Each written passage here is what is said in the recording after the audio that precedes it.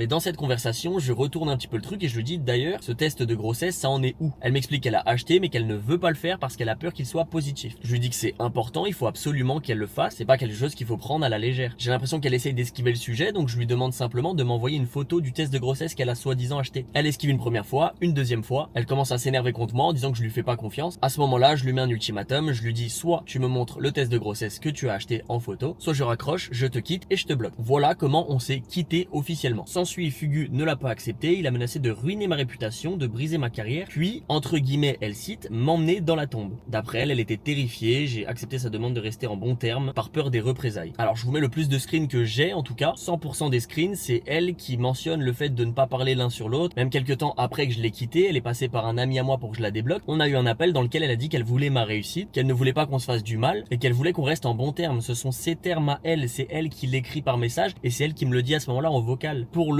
m'emmener dans la tombe qu'elle cite